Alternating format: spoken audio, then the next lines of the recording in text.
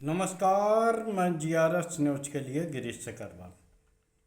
आज का ब्लॉग मैं दिल्ली की वर्तमान स्थिति पर केंद्रित करना चाहूँगा। कल जिस प्रकार से पुलिस के बल पर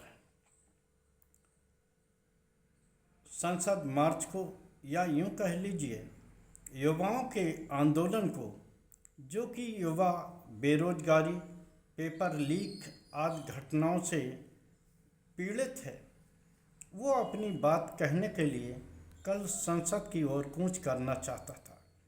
यानी कि अपनी बात गूंगी बहरी सत्ता को सुनाने के लिए दिल्ली आया हुआ था। उसके साथ किस प्रकार का बर्ताव किया गया, आप लोगों से छुपा नहीं।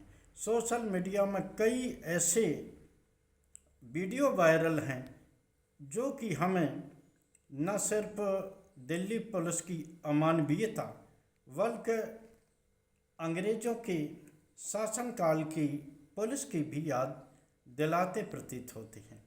हालांकि उस समय कई लोग आज़ादी के आंदोलन में भाग नहीं ले रहे होंगे और जिस पीढ़ी को इन सभी बातों को सहना पड़ा, वो उन्होंने अंग्रेज़ों के कार्यकाल को सिर्फ इतिहास की किताबों में पढ़ा होगा।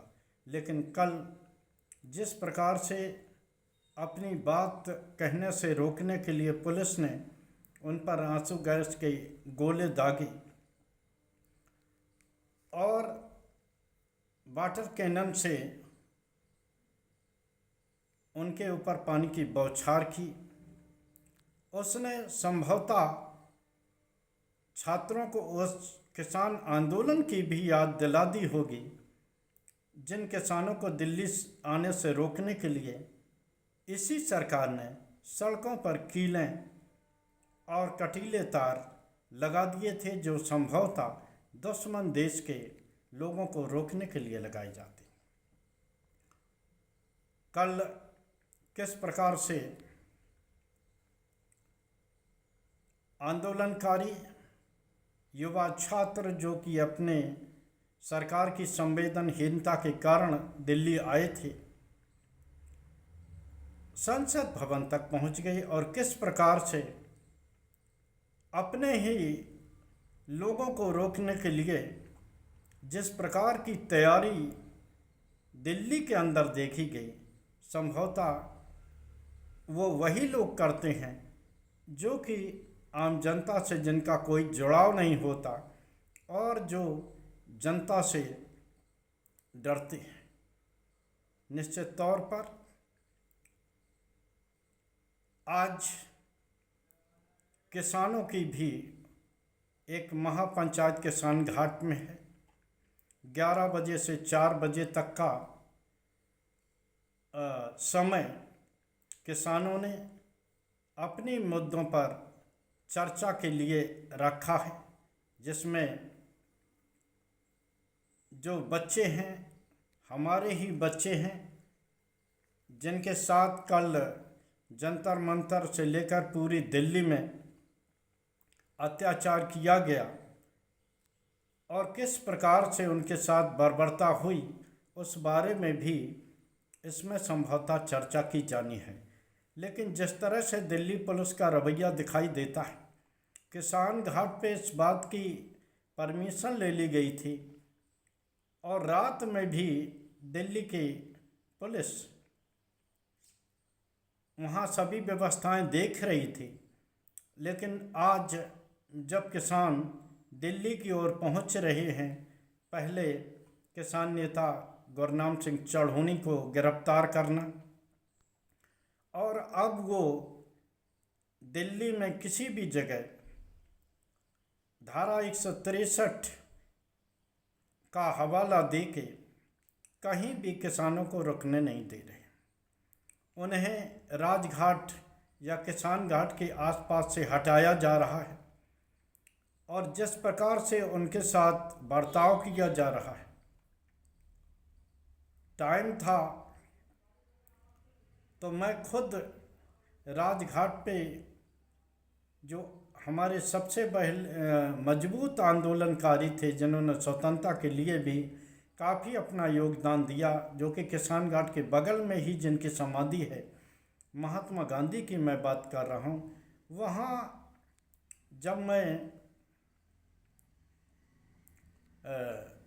उनकी समाधि पर दर्शन करने के लिए जाना चाहता था, तो जहाँ जो केंद्रीय बल लगा रहता है राजघाट पे, तो उन्होंने मुझे अंदर जाने से रोक दिया। उन्होंने कहा कि चूंकि आपके गले में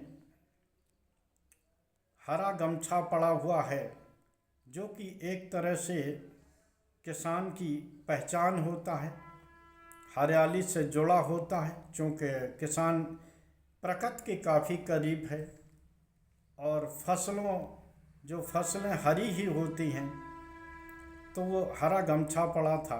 उन्होंने कहा कि ये आप गमछा उतारिए। तो जब हमने उनसे कहा कि ये किसी दल विशेष का गमछा नहीं है, तो उन्होंने तब भी अंदर नहीं जाने दिया। उन्होंने कहा कि गमछा आप या बाहर उतारिए, उसके बाद ही आप अंदर जाएंगे।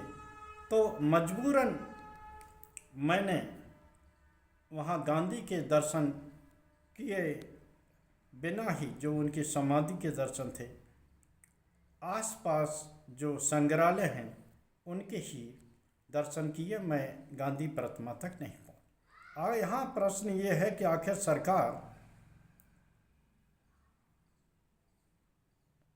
इस तरह की व्यवस्थाएं क्यों कर रही है? वो अपने ही लोग जो उनके लिए चुनाव के समय देवतुल्य मतदाता होते हैं, वो जब अपने हकों की रक्षा के लिए सड़कों पर उतरते हैं या अपनी बात सरकार तक पहुंचाना चाहते हैं, तो उन्हें झट से देशद्रोही बता दिया जाता है। क्या हम किसी बाहर के देश से आए हैं? ठीक है, कानून व्यवस्था के लिए आपको विभिन्न धाराओं की, विभिन्न कदमों की ज़रूरत पड़ती है, लेकिन आप कम से कम ये देख लें कि जिनकी परमिशन आपने खुद ने दे रखी है, तो आखिर उस कार्यक्रम में आने से आप लोगों को क्यों रोक रहे हैं? इधर जब कुछ किसानों ने किसान घाट से के पास इसी का हवाला दिया और ये कहा कि यहाँ की परमिशन है, तो उनको बसों से जबरन भर के 2-3 किलोमीटर दूर कहीं छोड़ दिया गया, जिसकी जानकारी अभी तक हम लोगों के पास नहीं है कि आखिर उनको कहाँ छोड़ा गया है या उन्हें कहीं डिटेन कर लिया गया है। क्या हम किसी अंग्रेजी सत्ता या इमरजेंसी काल में रह रहे हैं, जो हम अपने हकों की बात नहीं कर सकते? सरकार को पूरा अधिकार है कि कानून व्यवस्था बनाए रखने के लिए विभिन्न कानूनों का सहारा ले, लेकिन अगर वो आम जनता को ही परेशान करेगी और उन्हें कानून का हवाला देगी, तो आप ये भी ना भूलिए कि ये लोकतंत्र है और आप राजा नहीं हैं। आप एक सीमित अवधि के लिए चुने हुए जनता के जनप्रतिनिधि हैं। फिर जब आपको मतों के लिए इसी जनता की ज़रूरत होगी और जनता ने अगर कहीं आपके लिए धारा 163 लगा दी, तो आप सोच लीजिए कि आपकी क्या हालत होने वाली है। आशा है कि दिल्ली की पुलिस या सरकार इस बात पर गौर करेगी और निश्चित तौर पर किसानों को उनकी पंचायत के लिए किसान घाट पर जाने के लिए कोई बाधा खड़ी नहीं करेगी। आज के ब्लॉग में बस इतना ही। जय हिंद, जय भारत। कल फिर किसी नए मुद्दे पर आपके साथ बात करने की कोशिश करूँगा। जय हिंद।